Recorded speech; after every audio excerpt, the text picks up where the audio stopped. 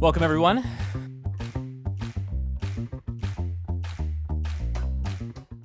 This is hopefully the final content warning episode for a while. We're going to be dealing with some sticky things after this, but the level of appropriateness is probably going to go up from here, at least for a little while. So, content warning episode, we're going to be having a frank discussion of sexuality within marriage. If you haven't listened to last week's episode on 1 Corinthians chapter 7, verses 1 through 4, you need that episode. These two go together. There's just too much to say about this, and we're probably going to have some Q&R stuff, especially if y'all have questions. Drop those below if you're watching, or send us an email. It's in the show notes below. But both of these things go together. We need all of this, and there's things that I may have said in one, haven't said in the other, so give me grace in that. We want to be charitable in this. This is a heavy topic. It's a controversial topic. This gets into one of the most vulnerable places in our lives, and that's our bedrooms. And the Word of God, the gospel, has something to say about that. It makes demands of us. It has expectations around that. And so this is really vulnerable, but want to present this in a spirit of humility and hope you can understand my desire for you to grow into Christ and to know Christ through this, and for you to know your spouse more deeply and to find better flourishing and love with them in that. So make sure you watch both episodes, catch that, and then just more generally, use this as a resource with your spouse and with good godly counsel. There's a lot of intricacies on how all this plays out. There's just too many possible scenarios to try and give you the whole decision tree. You need good godly counsel in your church community, so go find that and be blessed by it, because that's what God wants for your marriage, is to have blessing and fullness, especially as it pertains to sexuality, or at least in particular, if not especially. So, 1 Corinthians chapter 7, verses 5 and 6. Stop depriving one another, except by agreement for a time, so that you may devote yourselves to prayer, and come together again, so that Satan will not tempt you because of your lack of self-control. But this I say by way of concession, not of command. This episode continues and clarifies and expands Paul's discussion of sex within marriage. This seems to have a loose structural tie to chapter 6, where Paul talked about the problem of sexual immorality, that it misuses the body, which belongs to the Lord. It's dishonoring the promises of resurrection that God's given us through his Son. It joins us in an unhealthy way to the person we're sexually engaging with that pulls Christ into that somehow. And finally, it's against our body, which belongs to God. So when we participate in sexual immorality, we are denigrating what belongs to God. It'd be like if you borrowed a friend's car and then you keyed the car that you were trying to borrow. This would be total disrespect for the car itself as an item, but it further dishonors the generosity of the person who gave it, as well as the person themselves. And so when we participate in sexual sin, when we have sexual relations of any sort with people who are not our spouse, that dishonors God on all these levels, and it dishonors sexuality as a gift from God as well. To quickly summarize, our bodies are connected to Christ, are for Christ's purpose, and belong to God, who we should glorify in them. This creates an awareness that we do not have the total and complete rights of determination over our bodies. God gets to decide that. We must submit to God on that. And coming to 1 Corinthians 7, Paul extends the power over our bodies, not just to God, but we surrender that to our spouse. We are joined to them. We do the same thing. We surrender part of that control of our body to them. As such, Paul's saying that spouses have an obligation to sexually engage with each other in marriage, even calling it a duty for the purpose of preventing sexual immorality, which he'll expand on more and give this tempering principle today. As we mentioned, we've kind of got a summary going on. What the principle is in all this is that spouses must have a posture of sexual availability toward their partner. That's sort of the thing that helps us understand what's the target we're looking at. Not necessarily every time, not necessarily never, where is it? It's this posture of availability. All right, so we'll continue that at our big idea, which is agree for mutual strength. Agree for mutual strength. Our supporting ideas are: number 1, don't deprive your spouse. Number 2, hiatuses must be intentional. Number 3, Satan will exploit intemperance. Don't deprive your spouse. Hiatuses must be intentional, and Satan will exploit intemperance. Deprive, intentional, and exploit. Paul begins this text with this emphatic statement: stop depriving each other. The tone and phrase here give really good evidence that this was an occurring problem. This command to stop depriving one another is not formulated as a hypothetical of if this happens, then that. It's this present imperative, which indicates it's something that was going on. So on the one hand, in the Corinthian church, you got this man who's sleeping with his stepmother, and you've got others that are giving at least some level of legitimate consideration to joining themselves to temple prostitutes. And on the other, you've got these people who are refusing to participate in sexual relations, even with their spouse. Given Paul's introduction, it may well be that the debauchery of the former had caused the latter to shun off sex completely as an overreaction, which, as we mentioned, kind of last time, is actually shockingly like our context today, that we've got these broad swaths on either side. Now that Paul has outlined the responsibility and understanding of mutual ownership of each other's bodies, he gives this imperative to stop depriving one another. Holiness, being holy, is not a good reason to withhold sexual contact from your spouse. In fact, it's headed in the opposite direction. It actually leads to their unholiness. If a desire to be puritanical isn't the reason, the fact still remains that, as a rule, one should not deprive their spouse from sexual intimacy. Sex should be a part of the normal rhythms of marriage. Sex should be a part of the normal rhythms of marriage. Interestingly, the Greek word translated deprive here is one of those euphemisms that we've talked about beforehand. But it's actually the word that Paul uses in 1 Corinthians 6 in his debate about lawsuits, where Paul uses defrauding. That is, let's be clear, when one spouse, without good reason, without mutual agreement, withholds sexual intimacy, and they decide that unilaterally, they are stealing. They are holding back what belongs to another person. Just like going to court with someone where I know I can win even though I deserve it is stealing. This is that same kind of stealing. On the flip side, I do want to mention this, as we'll talk about more in the rest of the episode. Paul's advice in that previous context around defrauding is, if you can handle it, suffer yourself to be defrauded. We should have a willingness to be defrauded. I would suggest in this text, there should be a willingness to be defrauded. This passage should never be used by one spouse to demand, and certainly not to force themselves on another, ever. It should not be used in that way. This passage is to be used to examine what God is calling you to give. Now, certainly, could this text be brought up as saying, hey, you need help, I need help to solicit it? Absolutely. Absolutely. So as we come to this, though, right, there's a lot to say, but we need to be careful because in the analysis of the first statement, I haven't provided the full context. In some sense, I took that first statement out of context. We need the rest of it. Paul isn't just stop depriving each other, so long, farewell. His statement is stop depriving one another except temporarily with agreement. So there's definitely a clause here that brings us back to our guiding principle, the last two episodes, which is a posture of sexual availability is where we need to be at, a posture of sexual availability. Not every time, necessarily, but we do need to be open to that most generally. This is not saying that every advance must be accepted. Notice what he says there. There are reasonable grounds to say no. However, I'll point out that his point there is that it's not so much no as not now. Not so much no as not now. That could be a few hours. It could be a few days and perhaps a week, depending on what our lives look like in this time and what's mutually beneficial to each other. There's times that forcing the issue is not beneficial to the spouse that is, I guess less interested. And there's times that withholding is not mutually beneficial. We got to figure out how to do this with synergy and with love as one person. There are times for couples to refrain. We mentioned last time some of the realities that make it difficult. We'll mention a few more.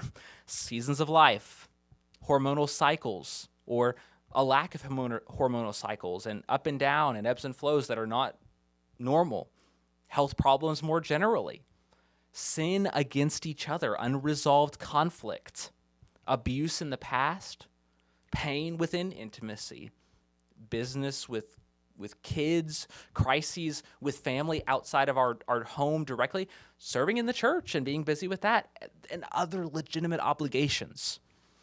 Paul notes the legitimacy of abstaining to carve out time and mental space for prayer. Not because sexual intimacy somehow taints that, but because it takes time to pray and it takes bandwidth to pray. And engaging sexually with your spouse takes time and it takes bandwidth. Paul notes that times of abstinence, though, must be intentional. They must be intentional. It's something that should be lovingly decided with spouses together, seeking mutual love and growth in Christ. If a parent was up all night with a sick kid on top of their other duties during the day, it's probably legitimate for them to say, I'm too tired, can we wait? If we just got back from the funeral of a friend who tragically died young, it's probably legit for one spouse to say, I need space emotionally to handle that. If there's been a miscarriage, there's a whole host of headspace around that and the way that's tied to reproduction and sexuality. Emotions there need to be processed. The point here is that these temporary seasons should be just that.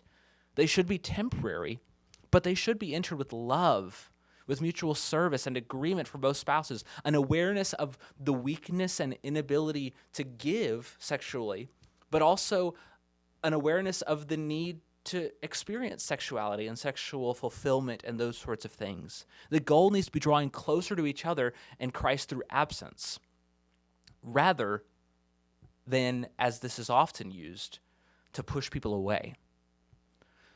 For one spouse to unilaterally decide to abstain without the consent of the other, even if the excuse is legitimate, is headed in the wrong direction, and often it is downright sinful. It is downright sinful. Paul makes clear that this is a temporary separation, but that you should come together. This separation is temporary, and it is what's outside of the norm.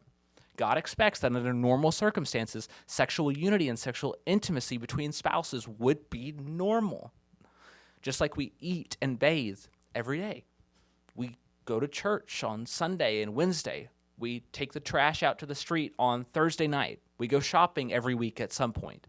Sex is kind of a part of that rhythm, that it sort of defines how we live. It's one of those things. Obviously, it's not the defining thing, but it's one of the things that's just in the milieu of who we are as a couple. It might not be with the scheduled frequency of going to church and taking out the trash, although I'm not criticizing that as a tool. If that's what you got to do to make this happen, then God be with you in that. And I'm not trying to argue for a frequency of the frequency must be found in a way that mutually serves each spouse and all the needs of the home. And so for some people, that might be a very high amount, whatever that is, and I'm not going to name it because I'm not going to call anybody out. Or for others, it might be what you'd consider a very low amount. It's about the couple and about what brings everyone closer to Christ. But Paul recognizes, to bring that back here, that prioritizing sex should be a part of a couple's marriage. That this recommencing of physical intimacy must happen so that Satan doesn't take advantage of a lack of self-control. Ultimately, this relationship is about serving each other in holiness, and if sexual intimacy is consistently withheld, it will make it harder, period. It will make it harder on your spouse. Now, there's times that's out of necessity, as we've mentioned, but we should have a posture that wants to serve, as we've used the word posture a lot. As spouses, we have some responsibility in aiding and helping our spouse avoid sexual sin. Now, let me be clear about this. Let me be clear. If a spouse falls into sexual sin, that is their fault. If they view pornography, if they choose to enter into lustful thoughts and fantasies about other people, if they choose to have an affair, the spouse that did that is the spouse that sinned. And I don't believe it's wise to jump in the immediacy of the hurt of that coming out to self-blame. Because here's the deal. No frequency of sexual interactions will satisfy a heart that's set on adultery. If our eyes are full of adultery, you cannot give enough sexually to be able to satisfy that, because it's not something that can satisfy, because there is no satisfaction of the flesh in that way. If your spouse is not growing in self-control, there's no efforts that even with the perfect way to play your cards sexually and all that's going on there with timings and all that, there's no way that you can guarantee that your efforts will keep them right. And to be clear, that's not an indictment of you. That's about the nature of sin. So let's get that first there. However, A spouse that loves their partner should want to keep them from that, to recognize the weakness in their spouse, husband or wife. And they shouldn't want them to fall into it because of the damage on the marriage and also on the damage on the spouse. And this is a way we can serve our spouses, because Satan will try to take advantage of our lack of self-control. There are spouses who are desperately trying, who want to remain pure, whose eyes and their hearts are not set on the flesh. But they've got a biological need that has to be fulfilled, and they want to do that in the right area, but their partner is hindering them because of their unavailability. Let me be clear. Your accountability does not lie in whether or not, with a checkbox, your spouse did or did not sin sexually. It lies in what direction you pushed them, because your spouse may remain pure and you may be culpable in sin in withholding. And your spouse may sin and you may be perfectly innocent because you did all you needed to. It's about what direction are you pushing your actions and what you contribute in this case. We've got this whole episode now, and I don't know where we are on time, but this is where we are, and it takes as long as it takes for this one. It's so important here. But this is fraught with difficult discussions and important questions. I want to encourage you primarily, don't use this episode as a sledgehammer to win a discussion on the frequency of intimacy with your spouse, period. Inappropriate, not allowed. That's completely unloving and an abuse of these texts. However, I would encourage you to use this as a resource to start a mutually giving, mutually sacrificial, mutually serving discussion on this aspect of your marriage with your spouse. And perhaps some of the questions we'll look at momentarily can be a place for you to engage with this. And I would further encourage you to find spiritual people in your church community with experience and who can give you wisdom based on the specifics of your scenario. Because as I mentioned, the decision tree gets so convoluted so fast on this, with previous history, with family expectations, with current situations, with all that stuff. Paul is giving us wisdom here that you need help to input in your situation with the people around you. And I do want to mention, Paul gives these words about abstaining. He says they're a concession, not a command. We're finally to verse 6. But Paul never commands abstaining, and that should tell us just how usual and life-giving these interactions should be. And if they're neither of those, it starts with communication. It starts with honesty so that we can seek to have that posture of availability. Not that every time we have to say yes, but that we have a general disposition where we're open to serving our spouse in this way. Again, just like last week, our questions are just going to be for married folks. So do you have a posture of sexual availability towards your spouse? Is physical intimacy a blessing for each of y'all? Is that something that's within your control? It may not be. If it's outside of your control, we understand. But if it's within your control, are you contributing to that? Even if you're the lower desire spouse, do you seek to serve and connect in this way with your spouse? Or are the interactions and the discussions around sexuality a source of joy or of contention and fighting? Do you need to stop depriving your spouse? Do you need to stop depriving your spouse? If you're the spouse with a higher desire, do you seek to honor, to serve, and to understand your spouse in this area? Are you willing to abstain in order to help your spouse based on your time together? Do you need to do some work in the marriage side to get this part there? And for any spouse, is this component of your marriage a strength or is it a weakness? Is it a source of life? Is it a source of blessing? Or is it a source of cursing? Thank you so much for joining us today here at 15 Minutes and a Big Idea. Today's big idea: agree for each other's mutual strength.